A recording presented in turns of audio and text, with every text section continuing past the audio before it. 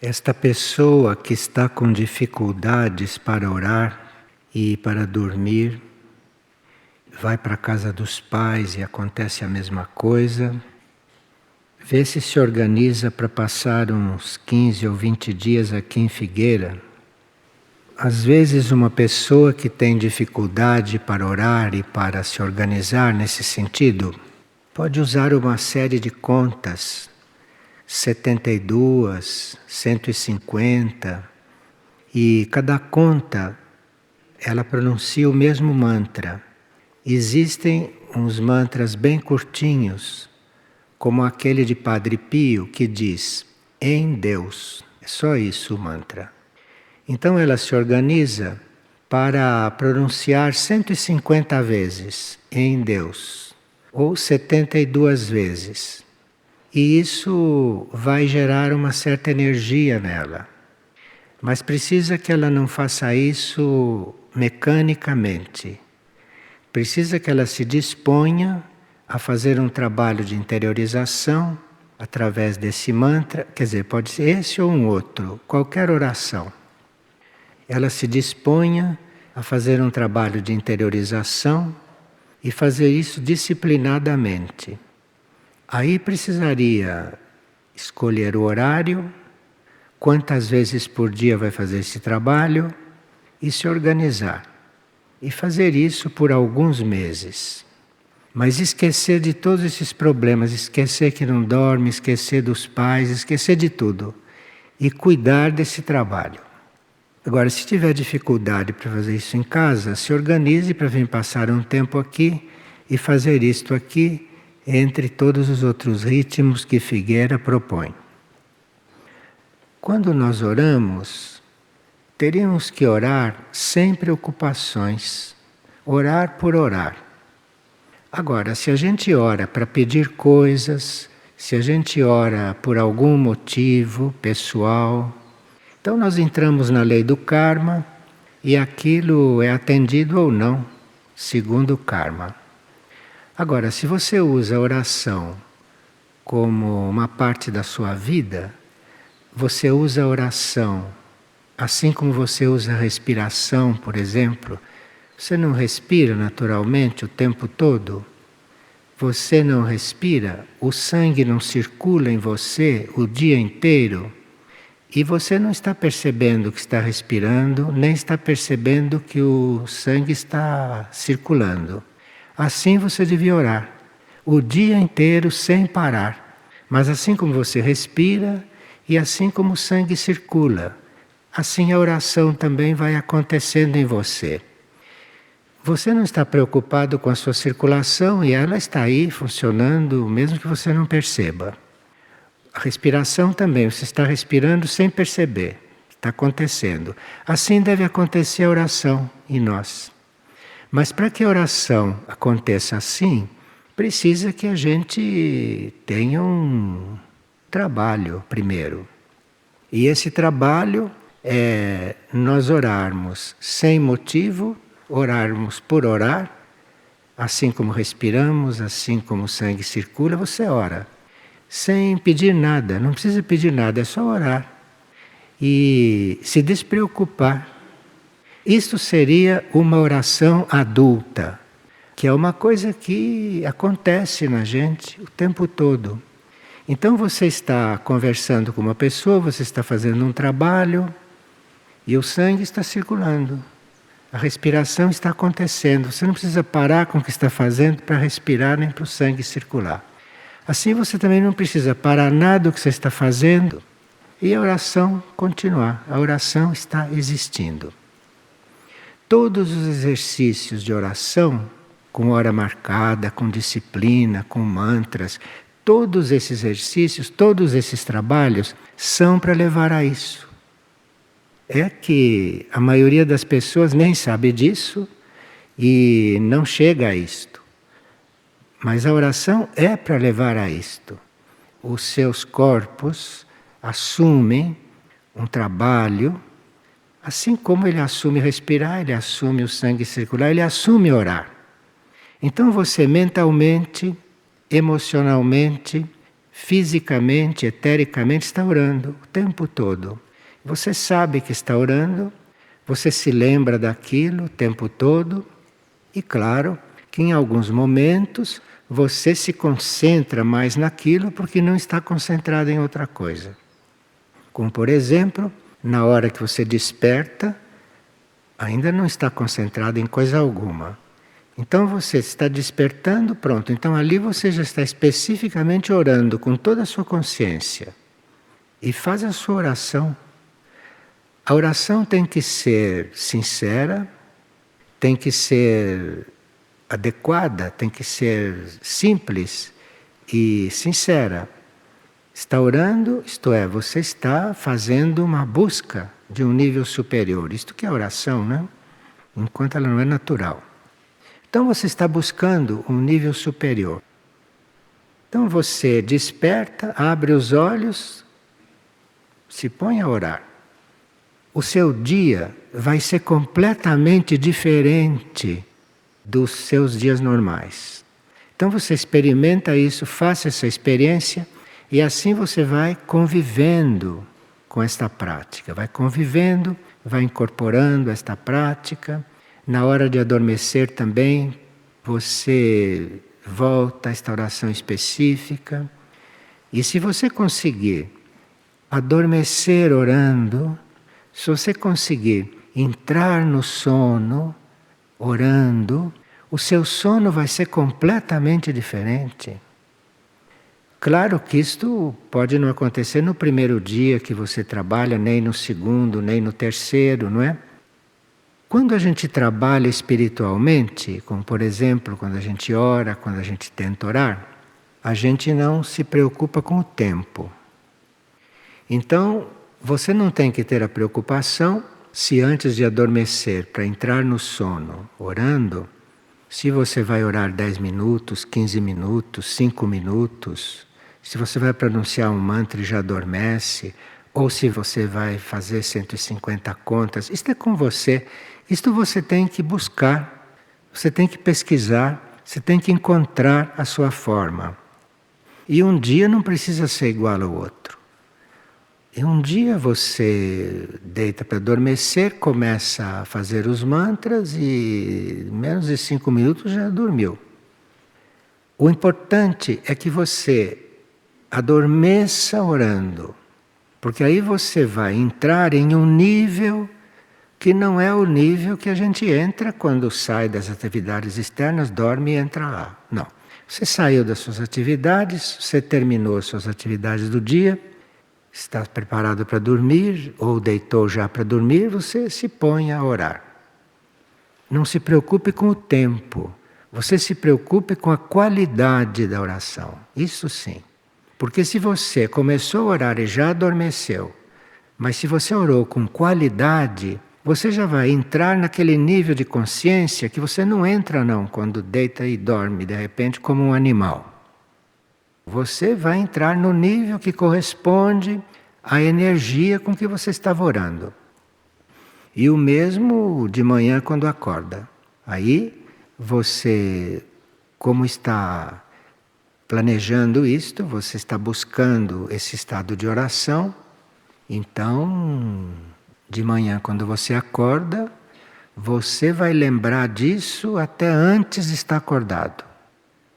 Porque o nosso cérebro também se condiciona. Se você quiser orar quando desperta, a uma certa altura o cérebro vai colaborar com isto. E na hora que você está despertando, o cérebro diz oração, te lembra. E aí você tem que estar engajada nesse trabalho. E não fazer isso assim, um dia, dois, superficialmente e sem nenhuma energia. Isso teria que acontecer sem preocupações. Sem preocupações quer dizer, eu não vou orar para pedir uma coisa. Não vou orar para ter saúde. Não vou orar para aquilo que as pessoas oram. Eu não vou orar por nada disto. Eu vou orar por orar. Assim como o sangue circula, a respiração acontece, eu vou orar. Pronto. Orar por orar. Isto é uma experiência que se pode fazer. Se a gente está realmente engajado nisto, se a gente está realmente disposto a fazer isto, o nosso ritmo muda. Muda o ritmo do sono, muda o que se passa durante o sono, muda o que se passa durante o dia, com os fatos da vida, muda tudo. Mas nós teríamos que assumir isto. Mas não assumir como uma tarefa, compreende? Não assumir porque precisa rezar. Você vai assumir como o seu ser assumiu respirar. O seu ser assumiu o sangue circular. Você vai assumir orar. Tem que ter esta proposta. E aí, vamos ver o que acontece. Eu acredito que você não tenha mais que sair da sua casa para a casa dos seus pais, voltar para a sua casa, volta para a casa dos seus pais. Acredito que isso não aconteça mais. Porque você entra numa energia organizada. E a oração, a prática da oração, é a coisa mais simples e direta para nos organizar. Tem pessoas que fazem cursos de organização para se organizar. Se eles se pusessem a orar sinceramente, eles iriam se organizar sozinhos, sem fazer curso algum. Eles iriam ir se sentindo organizados. Mas nós temos que realmente refletir um pouco sobre isto e assumir esta vida de oração, assumir isto. E aqui uma pessoa está perguntando se alma e espírito são a mesma coisa e onde eles habitam no corpo. A alma é um núcleo nosso, não de consciência, que está na 4ª dimensão. Nós aqui vivemos na 3ª dimensão, que é esta dimensão material. Além desta 3ª dimensão, temos a 4ª dimensão, que é aquela dimensão onde a gente entra quando dorme e quando sonha. Então, nós temos este núcleo, que nós chamamos de alma, na 4ª dimensão. Esse é o núcleo que o nosso ser divino usa para reencarnar. Então, esse núcleo na 4ª dimensão é aquele que reencarna. Sempre o mesmo e ele reencarna. Porque o nosso ser superior está além deste núcleo que encarna. O nosso ser superior é um outro núcleo mais profundo, que nós chamamos de mônada, mais profundo ainda, que nós chamamos de regente. Nós temos outros núcleos mais profundos, mas que não estão ainda disponíveis para a nossa consciência. Mas nós temos outros núcleos mais profundos. Além desta aparência, que nós chamamos de personalidade, de ego, de ser humano, além desta aparência que a gente vê no espelho, isso é uma aparência. Além dessa aparência, nós temos esse núcleo, que chamamos de alma, de eu superior, que é o que encarna. Encarna e reencarna. Então isso está na 4ª dimensão. Esse núcleo encarna centenas de vezes, vai e volta, até que não tem mais nada o que aprender na Terra. Aí ele finalmente percebe que ele pode subir e não ficar descendo e subindo, neste circo equestre que é a vida terrestre. Ele, a uma certa altura, desperta e diz, bom, agora basta, já aprendi tudo, não tenho mais nada que fazer aqui. Aí volta-se e começa a trabalhar para subir. Não para voltar e subir, mas para subir. Aí o núcleo mais profundo, a mônada, começa a atraí-lo. Então começa a haver um outro tipo de vida. Esta alma encarnada aqui põe toda a sua encarnação a serviço dela subir, dela evoluir. Imagine quantas dezenas de encarnações se vive para chegar nisto aqui, hein? Depois de 200, 300 encarnações, a alma diz, basta, agora... Então aí o outro núcleo começa a atraí-la, porque ela já fez experiências suficientes e agora ele, que é o núcleo superior, a mônada, se chega a absorvê-la, porque terminou a aprendizagem aqui, ele como núcleo superior e mais consciente, já vai ter outra vida lá em cima. Já não vai ter que estar se ocupando de esse prolongamento que ele tinha aqui, que vai e volta e custa para se decidir. Ele vai se voltando para o alto e vai tomando o seu rumo, rumo ao cosmos. E esse é o nosso núcleo que chama de mônada. E nós temos outros núcleos, mas é muito cedo para a gente conhecer esses outros núcleos. A alma nós já conhecemos, porque esta vida que nós vivemos é a vida que a alma está fazendo aqui. E a vida da mônada nós não conhecemos. A nossa vida em nível monádico nós não conhecemos. Não sabemos neste momento o que a mônada está trabalhando. Se a mônada já está trabalhando o seu regresso para o cosmos, que é de onde ela veio, ou se ela ainda está trabalhando para se libertar de coisas daqui. Nós não sabemos o que a mônada está trabalhando. Então, alma e mônada são dois níveis diferentes. Somos nós mesmos, mas que estão em situações diferentes, estão em níveis diferentes e com atividades diferentes muitas vezes. A mônada, lá no plano em que está, ela mantém um fio com o corpo, que não é um fio material, é um fio de consciência. E com este fio de consciência, ela está a par de tudo, está coordenando tudo. A alma não tem este mesmo fio no corpo todo. Esta alma já tem um fio mais especificamente ligado aqui na área cardíaca. Nós poderíamos dizer que a alma tem um fio ligado com esta área cardíaca. Tanto assim que quando se pensa na alma e quando nós nos dirigimos à alma, quando nós nos dirigimos para este núcleo interior, para esta alma, para este eu superior, quando nós nos dirigimos a ele e quando nós buscamos contato com eles, tem muitas pessoas que sentem um calor aqui nesta área cardíaca. Tem pessoas que sentem um calor quando começam a orar, quando começam a buscar esta alma, sente este calor aqui. Então isto quer dizer que a alma tem uma ligação aí, tem aí um ponto de contato com o corpo que ela deve usar, não é para viver aqui. Já a mônada, ela não é que não tenha nenhum ponto de contato. Ela pode usar sim, se ela quiser fazer um contato, ela pode usar sim este ponto no alto da cabeça. Este é um ponto que ela pode usar.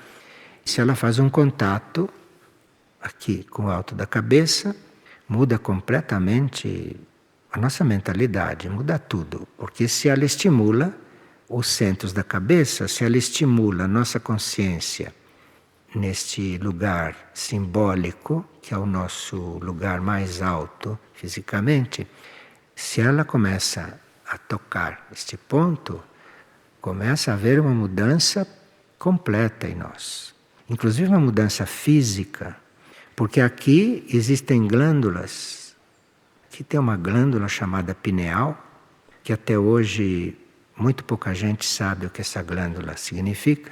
Então aqui tem uma glândula pineal e essa glândula reage quando a mônada está buscando um contato aqui. E se esta pineal começa a reagir, muda muitas coisas em nós, inclusive fisicamente. Muda tantas coisas. Então, esses contatos alteram o nosso corpo físico. E claro que esse alterar o corpo físico pode significar muita coisa. Pode significar purificação do corpo, pode significar transmutação da matéria, a matéria ser transmutada, ficar num outro nível de sutileza, num outro nível de vibração. Ou pode também produzir transubstanciação. Então, muitas coisas que normalmente ninguém sente. Ninguém sente porque vive como animal. Vive com centros animais, vive com o corpo animal. vive com a mentalidade comum, então muitas coisas não podem acontecer. Mas a oração é uma porta para mudar a nossa vida. Agora, outra pessoa sonhou que estavam cortando árvores na calçada de uma avenida asfaltada. E quando cortaram a segunda árvore, ela ganhava um impulso para cima e as raízes perfuravam mais o chão. Quer dizer, quando cortavam, ela ganhava esse impulso de crescer para cima e crescer para baixo. E ela quer saber o que esse sonho significa. Então, os reinos, quando são prejudicados pelo homem da superfície, tanto podem se deixar destruir e se dissolver e se desintegrar, como podem, naquele momento, receber um impulso e até mudar de plano. Mas isto vai depender da evolução do estado de consciência daquele ser, no caso aqui das árvores, deste ser do reino vegetal. Então, esses seres do reino animal, vegetal, mineral, estão aqui convivendo conosco para evoluírem na convivência conosco. Mas nem sempre essa convivência é muito evolutiva, tanto assim que assassinamos os animais para comer e por aí afora. Então, nem sempre está evolutivo. E quando o sofrimento daquele exemplar do reino é muito forte, como pode ser, um certo momento, um sofrimento muito forte de um animal, ou um impacto muito forte numa árvore, quando ela é cortada, ou quando ela é maltratada, ou quando fazem o que fazem com elas. Então, isto pode produzir um impacto naquele ser. E aquilo pode servir de um impulso para a evolução. Claro que esse sonho foi simbólico. Esta árvore representava um prolongamento do reino vegetal. E quando ela foi cortada, o sonho, ela se projetou para cima, para o alto e para baixo. Então foi como se ela tivesse recebido um grande estímulo. Um grande estímulo. Dizem que é só o homem que luta pela sobrevivência, o homem e o animal. Mas a forma de uma árvore que é cortada, que está em pleno processo evolutivo e que é cortada, a forma de uma árvore responder a isto é ela ter um impulso para sair daquele plano, entrar num outro plano. E aí, com isso, aquele fio do reino vegetal pode evoluir, pode crescer. Então ela teve esse sonho simbólico. Muitas vezes, quando nós temos um grande sofrimento, se nós soubermos sofrer, se nós não sofrermos reclamando, se nós não sofrermos querendo fugir do sofrimento, mas querendo compreender por que estamos sofrendo, porque tem uma razão para a gente sofrer. Então, em vez de reclamar, em vez de querer se livrar dos sofrimentos, bom, tem alguma coisa em mim que está sofrendo? Por que está sofrendo? Por que será? O que eu posso fazer para isso deixar de acontecer? Aí você vai aprendendo. Então, o sofrimento ensina quando a gente quer aprender através do sofrimento. Agora, digamos que a gente não esteja interessado nessa escola e não quer sofrer. Não quer sofrer, então não está interessado em aprender através do sofrimento. Não quer sofrer e pronto. Então, se não quer sofrer, o sofrimento, em vez de te ensinar diretamente, além de te ensinar, ele vai te purificar. Você vai se purificando. Então você vai também se purificando de se recusar a fazer o que você tem que fazer. Porque se cabe a uma parte do seu ser sofrer por alguma coisa, você tem que ver o que esse sofrimento está te trazendo, o que esse sofrimento está te ensinando. Ou então você tem que, ao sofrer, aprender a sofrer. E se você aprende a sofrer, Tem alguma coisa em você que está sofrendo? O fígado, o intestino, a mente? Tem alguma coisa em você que está sofrendo? Você aprenda a sofrer. Aprenda isto, porque aí você vai vivendo o sofrimento. E você vai ver quantas transformações vão acontecendo em você. Mas aí você precisa não fugir do sofrimento, mas enfrentá-lo, dizer, bom, o que será que isso está querendo me dizer? Ao que esse sofrimento está querendo me levar? Porque o sofrimento transforma. Então, que transformação eu preciso? De que transformação eu estou precisando para o meu fígado estar doendo? Que transformação eu estou precisando porque eu estou com dor de ouvido? Percebe? Antes de ir para o médico, antes de tratar, precisa fazer esta pergunta. Porque aí todo o resto você vai fazer mais inteligentemente. Já vai fazer de outra forma. Então, se você está ficando surdo, e se você pergunta, por que será que eu estou ficando surdo? Sofre, né, ficando surdo porque não ouve as outras pessoas, fica envergonhado de estar com os outros porque não está entendendo os outros. Essas bobagens do ser humano. Então, estou ficando surdo. Antes de ir para o médico, pergunta, por que eu estou ficando surdo? Por que eu estou perdendo a audição? Por que será? Porque se você obtém esta resposta e muda alguma coisa em você que está te fazendo ficar surdo, você não precisa mais ir ao médico. Por que você vai ao médico? Aliás, por que vamos ao médico? É porque não sabemos resolver as coisas. Não perguntamos o que aquele mal está nos fazendo. Vamos perguntar para o médico. O que o médico sabe destas coisas? Ele vai te tratar de uma certa forma, mas você não resolveu aquilo. Então, isso tudo era a proposta do sofrimento. O que esse sofrimento está me trazendo? Eu estou com uma pessoa que tem uma energia muito diferente da minha, não sei lidar com ela, ela não sabe lidar comigo, é uma relação de conflito. Em vez de se afastar da pessoa e tirar satisfação com a pessoa, ou ir conversar com a pessoa, que às vezes não adianta nada, você vai perguntar, afinal, por que eu estou passando por isso? Por que esta pessoa está do meu lado? Por que eu estou do lado desta pessoa? Por que está surgindo isso entre nós? Você tem que perguntar. Porque aí você pode, se você ficar sabendo, você pode mudar tudo. Aquela relação pode mudar. Agora, se você não pergunta a causa daquilo, aquilo pode até terminar, mas reaparece. E se não for nesta vida, reaparece na outra. Reaparece porque você não resolveu. Reaparece que você não entendeu o que estava acontecendo ali.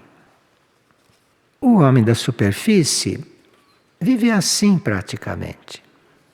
Então, estamos sujeitos a certas coisas por falta de estudarmos a vida, por falta de buscarmos as causas da vida. Não são as outras pessoas que têm que nos dizer isso, nós é que temos que encontrar.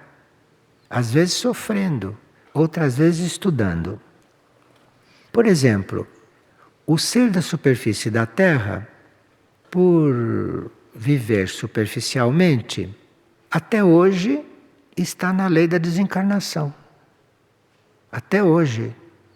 Apesar de já ter desencarnado e encarnado centenas de vezes, ainda está encarnando e desencarnando. Quer dizer, nós estamos dando uma contribuição muito fraca para a vida do homem da superfície. Agora, como é que a gente não encarna e desencarna assim toda hora? Uns de 40 em 40 anos, 50 em 50 anos, outros de 80 em 80 anos. O que é isso? Vocês já perguntaram por que isto? Porque nesta Terra, nesse mesmo planeta, não na superfície, na vida intraterrena, nós temos irmãos que não estão nesta lei, não, da encarnação e da desencarnação. Não estão. E nós ignoramos como é que esses nossos irmãos, neste mesmo planeta, num nível de vida que não é físico, que não é físico como este aqui da superfície, como é que eles têm um sistema diferente. Então eles estão num outro tempo. Lá você está num ciclo que termina e depois vem outro que nós não conhecemos porque não estamos interessados nisso. Estamos completamente ilhados nesta vida de superfície, não buscamos contato com esses irmãos nossos que têm outra experiência, porque esses irmãos nossos intraterrenos não só estão lá, porque já viveram aqui, já fizeram tudo o que nós fizemos aqui, já têm toda essa experiência que nós tivemos aqui e já foram para o mundo intraterreno. Então eles conhecem tudo o que se passa conosco. Ou eles não vêm da superfície para lá, eles vêm de outros mundos. E assim como nós podemos vir de outros mundos e encarnarmos aqui, outros podem vir de outros mundos e ir diretos lá para o mundo intraterreno, porque já tem uma evolução suficiente para não ter corpo físico e para fazer o processo neste planeta, não na superfície, mas nos planos internos da Terra. E isto é uma outra experiência, isto é um outro processo que os seres humanos vivem aqui na Terra. E nós aqui na superfície não sabemos de nada dessas coisas, não sabemos nem o que se passa em certas áreas da própria superfície, que dirá o que se passa com outros tipos de vida que existem aqui mesmo. E para os quais nós podemos ir, para os quais nós podemos, num dado momento, nos endereçar. Então, esses intraterrenos que têm um ciclo de vida consciente, não? Estes seres devem ter coisas para nos passar, para nos ensinar. Deve ter uma irradiação que para nós pode ser muito importante, pode ter conhecimento, como eles têm conhecimento das raças humanas, que aqui nós nem sonhamos com esse conhecimento. Eles têm conhecimento do planeta, têm conhecimento da origem do planeta, têm conhecimento da origem das raças, têm conhecimento do que é cada raça humana, encarnada na superfície ou fora da superfície, enfim. Nós temos uma irmandade terrestre, porque são terrestres, estão na Terra. Pode ter de algum outro planeta lá. Como aqui também pode ter alguém de um outro planeta. Mas todo este tesouro que nós temos aqui de conhecimento, nós ignoramos completamente. Outro ponto que os intraterrenos, que os nossos irmãos terrestres internos têm, que é muito mais avançado que o nosso, é que eles utilizam energias com eles e com a vida intraterrena que não são agressivas. Isto é uma diferença enorme. E aqui é uma agressividade permanente. Então, a gente precisa aprender alguma coisa com eles. Eles estão disponíveis. Agora, como é uma situação muito diferente, energética, evolutiva, magnética, como é uma realidade completamente diferente, eles não podem, por exemplo, aparecer aqui materializados e lidar conosco. Porque materializados nós não aguentaríamos o que eles emitem como vibração. Então existem limites para esses contatos. Contato físico tem esta limitação, porque se eles se materializarem, nós não aguentamos o que eles emitem. Então nós temos que ter um sistema de buscar contato com esses irmãos nossos, de nos aproximar desses irmãos. Porque aí a lei evolutiva e as próprias leis terrestres vão talvez proporcionar este encontro. Vai proporcionar um encontro telepático, ou vai proporcionar um encontro interno, que não precisa ser físico. Vai proporcionar um encontro em sonhos, ou vai proporcionar que ele apareça assim só para você ver, conhecê-lo e tudo, e logo desapareça, mas ele não fica materializado. Você o vê, você o conhece. E pode haver um relacionamento. Mas um relacionamento não no sentido que nós procuramos relacionamentos aqui, que são às vezes relacionamentos inúteis e prejudiciais. Mas vai haver um relacionamento quando há uma sintonia na busca da evolução. Há uma sintonia. Então, eles optaram pela evolução. A maioria de nós nem sabe o que é evolução, não optou por nada e vive por viver. Mas outros não. Outros optaram por evoluir. E quando a gente optou por evoluir e não está querendo evoluir egoístamente, querendo evoluir só para si, mas quer evoluir para unir os planos de consciência, eu quero evoluir para saber o que se passa nos outros planos. Eu quero evoluir para saber o que se passa no plano astral, o que se passa no plano mental. Eu quero conhecer esses curadores que curam as pessoas e não estão neste plano. Eu quero conhecer isto não por curiosidade e não em meu benefício. Eu quero conhecer tudo isto para unir os planos, para eu ser um elemento de união dos planos de consciência. Então, se eu estou querendo a união dos planos de consciência, eu posso, de repente, ter contato com o intraterreno, que não precisa ser físico, não é? Mas pode ser físico também, porque eles estão muito próximos do nosso plano físico. E nós teríamos que ter presente que o que eles teriam para nos passar é uma vida sem agressividade. É uma vida que se leva sem agredir nada, sem agredir a natureza, sem agredir os semelhantes, sem agredir a si próprio. É muito difícil isto aqui na superfície. Então eles teriam isto para nos ensinar desde já. Agora, na busca desta aprendizagem, para nós colaborarmos com o universo, na busca deste contato com esses irmãos, para nós irmos coligando os planos de consciência, para não ficarem assim tão separados. Aqui existe toda uma civilização intraterrena, nem sei do que se trata. Uma separatividade enorme.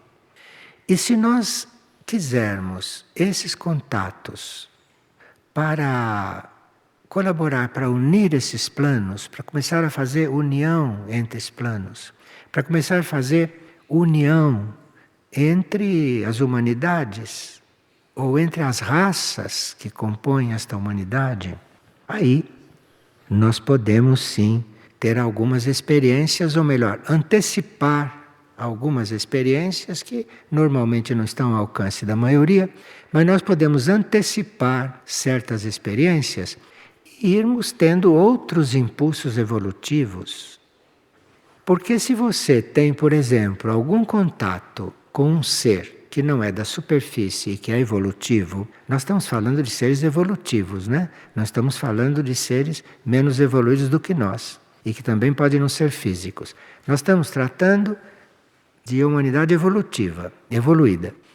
Então, se vocês têm esta intenção de colaborar na união dos planos, de repente você pode ter um contato muito importante com um ser da sua mesma raça, né, raça humana, um ser da sua mesma raça, um ser deste mesmo planeta, e que pode te dar uma referência que muda a sua vida, porque você deixa de ser esse ator de teatro que você é aqui na superfície, que você é aqui, um fazendo papel de pai, outro fazendo papel de mãe, outro fazendo papel de...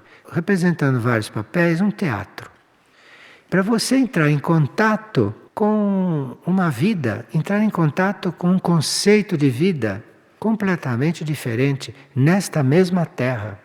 Isto é muito mais possível, isto é muito mais viável do que você ir pegar uma referência num planeta mais evoluído. Cientificamente, isto é muito mais complexo. Mas aqui, está aqui mesmo. E nós íamos então começando aí fazendo uma experiência no campo do tempo. Porque se você entra em contato com alguém, ou se você entra em contato com uma civilização que não vive neste tempo material, mas vive em outro tempo, lá não tem nem anos contados, hein? Então, se você tem esta intenção, e se você começa a se coligar com o coração, principalmente, com o amor, com a mente, com a sua intenção, com a sua aspiração, se você começa a entrar em contato com algo que você não conhece ainda, mas que você sabe que existe e que você vai para lá evolutivamente, você vai evoluir naquela direção, aí você começa a experimentar um outro tempo, mesmo com este tempo material que existe aqui. Aqui nós contamos o tempo pelo relógio, pelos calendários, pelo sistema de rotação da Terra, de translação. Então inventamos um tempo aqui que depois que a gente vive 30.000 voltas do Sol, a gente diz que é velho. Isso é uma questão da mente nossa, não é? A nossa idade não tem nada a ver com isto. Nossa idade não tem nada a ver com quantas voltas do Sol nós demos. Nossa idade não tem nada a ver com isto. Nossa idade não é material. Então veja como nós vivemos completamente equivocados. Completamente equivocados. Então, nós iríamos começando a experimentar algo que se chama o tempo real. Tempo real é algo que vai acontecendo conosco, que a gente vai percebendo e vai se libertando desta contagem de tempo material que existe aqui. Nesta nossa etapa evolutiva, neste nosso momento evolutivo, em que já houve tantos contatos com intraterrenos que estão em outro tempo, já houve tanta presença extraterrestre aqui na Terra, aqui já existe uma presença tão estável que nós, como seres humanos de superfície, já podemos ir conhecendo de alguma forma o tempo real. E imagina que libertação seria para nós se nós começássemos a viver o tempo real e começássemos a nos libertar disto que a gente chama tempo planetário, tempo material. Viver o tempo real é possível, mas nós precisamos viver não como todo mundo vive. Para começar a viver o tempo real, nós temos que selecionar as coisas da nossa vida. Teríamos que ver o que estamos vivendo karmicamente e fazermos uma seleção. Dizer, isto eu vivo, isto eu não quero mais, isto também eu não quero mais. Você precisa ver o que você está vivendo, que é a sua vida. E precisa começar aí um processo de seleção. E você vai ver que tem coisas que você vive inutilmente, com as quais você não teria nada a ver. É vida de outro e que você está ali grudado. Então, você precisaria olhar para a sua vida e dizer, eu quero saber o que eu tenho que viver. E aguardar que esse seu mundo interno, que esses seus núcleos internos, que a alma ou que a mônada, comece a te apresentar oportunidades. Oportunidades de você mudar a sua vida. Porque que a vida tem que mudar, todo mundo sabe, é que não quer mudar. Já está acostumado, diz que já está comprometido, e com isto está comprometido. Porque ele mesmo diz, então se comprometeu. Então aí você tem a oportunidade de começar a mudar certas coisas que estão muito enferrujadas. Estão enferrujadas há centenas de encarnações, enferrujadas mesmo. Então você tem que ir dizendo que não quer mais. Dizendo que não quer mais.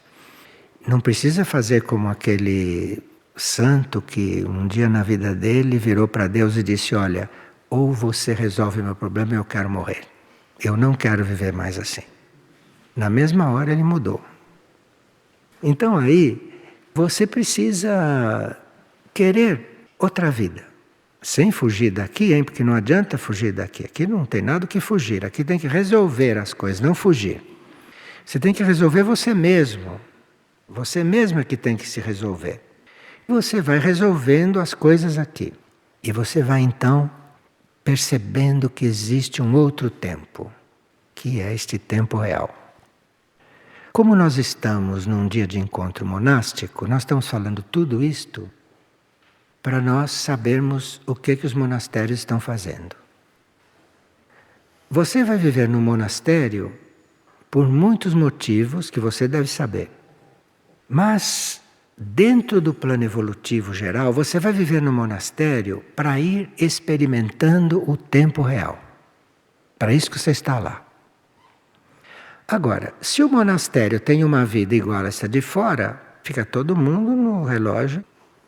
Agora, a vida monástica, a lei monástica, é uma das portas de entrada para o tempo real. Então, como que nós vamos ver a lei monástica? Lei monástica é muito simples, hein? É querer Deus e nada mais. Eu só quero Deus e nada mais. Isto chama-se lei monástica. E tudo aquilo que não leva para lá eu corto. Tudo aquilo que não leva para esta meta eu corto. Isto chama-se viver a lei monástica. Quem começa a viver a lei monástica realmente vai descobrindo o tempo real. Dentro do corpo, dentro do cérebro, com corpo mental, com gente em volta que vive o tempo planetário, com o calendário pendurado na parede, onde ele tem que ver qual é o dia de regar as plantas, qual é o dia, com o calendário na parede, com tudo isso ele começa a viver o tempo real.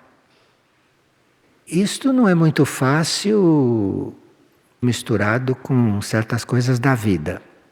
Então cria-se um tipo de vida diferente que está no mundo, mas não está no mundo, e dentro do mundo, dentro do corpo, dentro da mente, em contato com todos os horários que a gente cumpre, materiais, vai descobrindo o tempo real. Isto se chama um ser que começa a ser monástico. Ele vai descobrindo o tempo real. Então ele vive uma coisa aqui fora muito melhor do que quem não está descobrindo o tempo real, e ao mesmo tempo ele já começa a viver um outro tempo. No nosso momento terrestre evolutivo, isto é possível.